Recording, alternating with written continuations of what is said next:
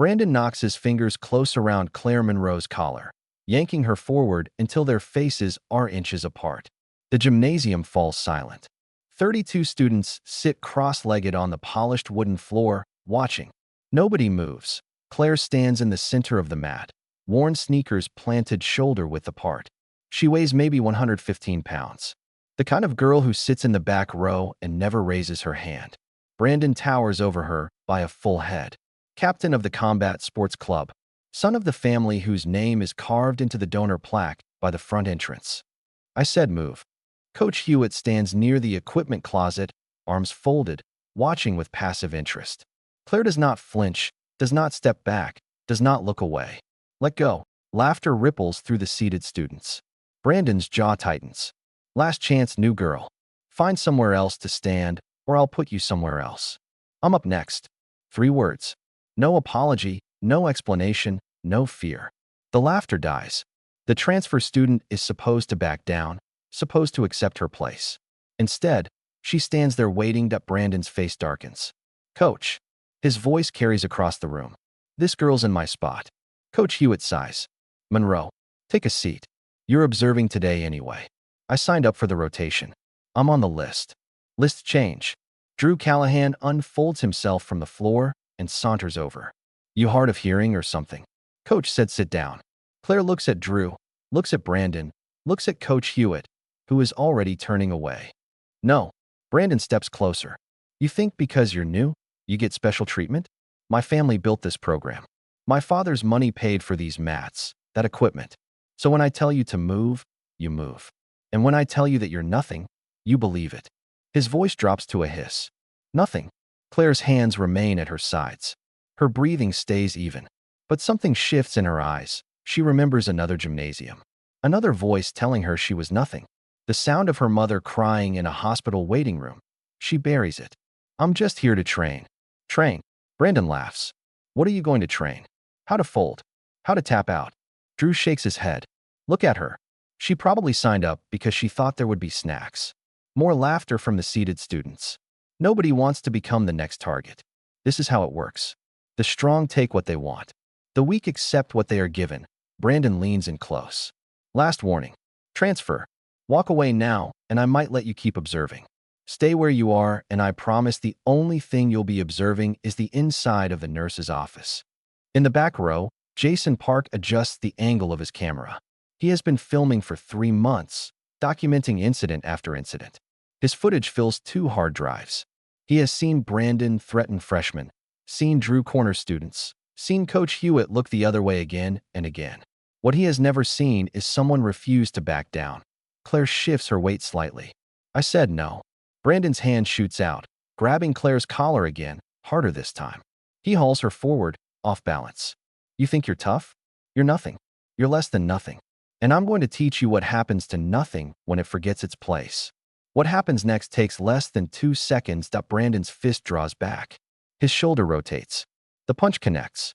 Claire absorbs the impact with a grunt. Pain blooms across her collarbone, but she does not fall, does not cry out. Instead, her body moves. Not with rage, not with desperation. With precision. .1 counter-strike. A single economical movement that drops Brandon Knox to the mat like a puppet with cut strings. He lands hard, gasping, his eyes wide with shock. The gymnasium goes completely silent. Claire steps back. Her hands are shaking now. I said let go. Nobody moves. Drew Callahan stands frozen. Coach Hewitt has turned around, his face pale. Monroe, my office now. Claire simply nods, steps around Brandon's prone form, and walks toward the door. Behind her, Drew helps Brandon sit up. Brandon's chest heaves, his face streaked with tears. She's done. My mom is going to destroy her. Jason Park slowly lowers his camera. His footage now includes everything. The principal's office smells like old coffee and printer toner. Vice Principal Margaret Lane sits behind her desk. Claire sits across from her, hands folded in her lap. Her shoulder throbs where Brandon's punch landed. The door opens. Victoria Knox, Brandon's mother, board member, major donor. She does not sit. She stands beside the desk, radiating fury. Mississippi Lane. I want to know what this school intends to do about the assault on my son. Mrs. Knox, we're still gathering information. What happened is perfectly clear. This girl attacked Brandon without provocation. He required medical attention. Victoria's gaze slides to Claire. I want her expelled today. Mrs. Knox, we need to follow proper procedures. There are multiple witnesses. Procedures. Victoria's laugh is sharp. My family has supported this school for 15 years. Either this girl is gone by the end of the day, or the Knox Foundation will be reconsidering its relationship with this school district. All of it. Silence stretches through the room. Ms. Monroe, can you tell me your version of what happened? Claire finally looks up. I was waiting for my turn. Brandon asked me to move. I said no. He grabbed my collar. I asked him to let go. He punched me. I defended myself. Victoria scoffs. Defended yourself? My son would never strike a girl. She must have provoked him. I did not plan anything. Then why were you even there? An observer in a combat sports club? Claire's jaw tightens. I wanted to be close to the sport again. Again. Victoria's eyes narrow. What does that mean? Before Claire can answer, the door opens. Coach Hewitt enters, followed by a man Claire does not recognize. Gray-haired with a weathered face. Mississippi Lane. This is Coach Morrison from the district athletic office. He was here for a routine evaluation, and he saw the whole thing. Coach Morrison nods. I did see it. All of it. The Knox boy grabbed her first, punched her first. What she did afterward was self-defense. Clean, controlled, minimal force. Victoria's face flushes. That's your opinion, not fact. It's my professional assessment, ma'am. I've been training fighters for 35 years. He turns to Claire. That technique you used. Where did you learn it? The room goes quiet. Claire's hands twist in her lap. I used to compete. At what level? Junior nationals. I was on the regional development team for 2 years. Victoria makes a dismissive sound. If she was some kind of junior athlete, there would be records. Coach Morrison ignores her. What made you stop? Claire's face goes very still. There was an accident during a tournament. I was injured. And my mother, she tried to pursue it through legal channels. She thought the injury wasn't accidental. Victoria Knox's expression shifts. Recognition, fear. This is ridiculous. We're not here to discuss ancient history. Vice Principal Lane looks at the folder in front of her. Mrs. Knox, I think we need to pause this conversation. I'm going to review all available evidence before making a determination. Both students will be placed on administrative hold. Administrative hold? You're putting my son on hold. He's the victim here. Procedure, Mrs. Knox. Victoria's look could freeze water. This isn't over. I'll be contacting the superintendent and my lawyers.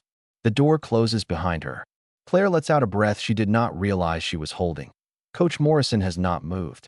Monroe, your mother. The legal case she pursued. What happened with it? Claire's throat tightens. It got dragged out for months. She had a heart condition nobody knew about. The stress made it worse. She died before it went anywhere. I'm sorry to hear that. It was 3 years ago. Have you dealt with it? Before she can respond, the door opens again. Jason Park, thin and quiet, with a messenger bag slung across his shoulder. Excuse me, Mississippi Lane. I have something I think you need to see. Mr. Park, this is a private meeting. I know, but this is about what happened in the gym. He reaches into his bag and pulls out a small camera. I've been documenting incidents in the athletic program for the past 3 months. I didn't plan on getting involved, but what happened today changes things. He sets the camera on the desk. That footage shows everything. Brandon Knox grabbing her, punching her defending herself. But more importantly, it's not an isolated incident. I have recordings of Brandon threatening other students. Drew Callahan cornering freshmen. Coach Hewitt looking the other way. He straightens up. The Knox family has been funding this program, and in exchange their son has been allowed to do whatever he wants without consequences. And after today, I think it's time someone actually looked at the evidence. The room has gone very still. Claire, for the first time since she walked into this office, feels something other than fear. Hope. Vice Principal Lane picks up her phone. Give me the superintendent's office. Yes, it's urgent. The superintendent's office is larger. Dr. Raymond Webb has occupied this room for 9 years. Today, for the first time in a long time, he looks genuinely unsettled. Jason Park's footage plays on the laptop screen. The angle captures everything. But it is the other footage that has drained the color from his face. 3 months of documentation. Brandon shoving a freshman into a locker. Coach Hewitt turning his back. Victoria Knox meeting privately with the previous vice principal. Dr. Webb pauses the video. How many people have seen this? Jason stands near the window. Just you, Vice Principal Lane, and Coach Morrison. For now. What exactly does that mean? It means I've been documenting this for 3 months because nobody in this building was willing to do anything about it. The Knox family has been running this athletic program like their personal kingdom. I'm not looking to destroy anyone, but I'm also not going to sit on evidence of systematic harassment. Dr. Webb is quiet. Then he picks up his phone. Cancel my afternoon meetings. Get me the district's legal counsel. Claire sits in a small conference room waiting. Her shoulder has started to bruise. She has been in rooms like this before, waiting for adults to decide her fate. 3 years ago, it was a hospital conference room. Her mother in a bed down the hall. The door opens. Coach Morrison enters carrying 2 cups of coffee. He sets one in front of Claire. What's happening out there? A lot of phone calls, a lot of lawyers. The Knox family is threatening to sue everyone. It's not going to work. How do you know? Because I've seen the footage. All of it. The pattern is clear. Claire stares at her coffee. 3 years ago, my mother tried to prove a pattern. She had documentation too. What happened to you at that tournament? Claire pulls down her collar, revealing a faded scar. Illegal strike during a match. The referee called it accidental contact. But I saw the other girl's eyes. She knew exactly what she was doing. Later, I found out her coach had connections to the Knox Foundation. I was ranked above their top prospect. After my injury, I dropped out. She took my spot. Coach Morrison's expression hardens. Nobody investigated? They investigated. They concluded it was an unfortunate accident. My mother didn't accept that. She kept digging, kept making noise. And the stress of fighting that battle broke something in her. The footage Jason collected references older incidents, including a settlement involving an injury during athletic practice. The description matches what you just showed me. He pauses. If you're willing to come forward, it changes everything. It's not just one incident anymore. It's a pattern spanning years. Claire can hear her own breathing. She thinks about her mother, about the promise she made to never put herself in a position where powerful people could hurt her again. She thinks about Brandon Knox on the gymnasium floor, about all the students who came before her, the ones who stayed silent because speaking up seemed pointless. Where do I need to sign? The next 48 hours unfold like dominoes falling. Jason Park's documentation gets handed over to legal counsel. The connections become impossible to ignore. Brandon Knox is suspended. Drew Callahan receives the same.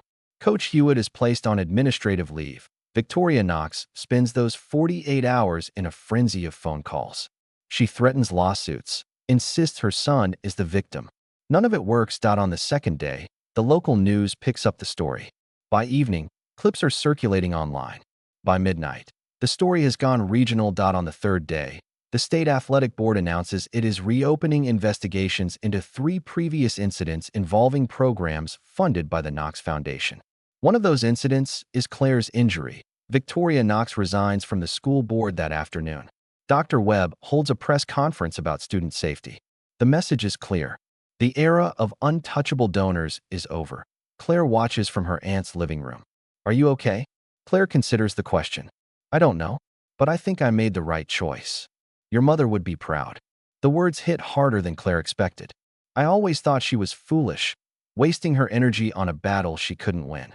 But she wasn't foolish. She was just early. She planted seeds that didn't grow until now. The disciplinary hearing takes place 1 week later. Brandon Knox sits with his mother and 2 lawyers. Claire sits with her aunt and a district-appointed advocate. The hearing officer, a retired judge, listens to everything, reviews everything. When it is over, she delivers her findings. Brandon Knox, expelled. Drew Callahan, suspended for the remainder of the year. Coach Hewitt, terminated. The Knox Foundation ordered to divest from all direct involvement. And Claire Monroe, fully exonerated. A formal apology issued by the district IT is not perfect, but it is more than she ever expected. After the hearing, Claire finds herself outside. Jason Park approaches. What happens now? Jason shrugs. I submit it to the journalism board. Either way, the story's out there. People know what was allowed to happen. Thank you for coming forward. Thank you for not backing down. Nothing changed until you stood your ground. You gave everyone else permission to speak up. I didn't mean to. That's usually how it works. The people who change things never plan to. The gymnasium is empty when Claire returns the following week. She walks to the center of the floor, the spot where she stood, where she refused to move. For 3 years, she ran from who she was. She thought that by becoming invisible, she could stay safe. She was wrong. The pain found her anyway. The only difference is whether you face it on your feet or on your knees. Footsteps echo behind her. Coach Morrison stands in the doorway. The state athletic board finished their review. The girl who injured you has been stripped of her rankings. Her coach lost his certification permanently. What about the Knox Foundation's involvement? Still under investigation. But the documents your mother collected have been unsealed. Your mother was right about all of it. She just didn't live long enough to see it proven. The tears come then. She died thinking she failed. She didn't fail. She built the foundation. You finished the structure. What are you going to do now? The district has offered to restore your athletic eligibility. No, that part of my life is over. But I'm not going to hide from it anymore either. I'll train. I'll stay sharp. And if someone tries to hurt me or anyone else, I'll be ready. Coach Morrison nods. That's a good answer. You're going to be okay, Claire Monroe. I know. Outside, the sun is setting. Jason Park is waiting. He falls into step beside her. So what now? Claire smiles. Now I stop running. I finish school. I work at my aunt's store. I live my life. That's it. That's everything. When I started filming, I thought I was documenting a problem. I didn't realize I was waiting for someone to give everyone else permission to care. I didn't give anyone permission. I just refused to move. Sometimes that's the same thing. He raises his camera. She nods. Point one photo. Her silhouette against the sunset. For the record, he calls out. Claire, do you regret it? She stops, turns. The sunset paints her face in shades of fire and gold. No. A pause. I regret staying silent for so long. She walks into the fading light. The camera clicks one last time. The gymnasium doors remain closed, marking the spot where a quiet girl with worn sneakers refused to move and changed everything.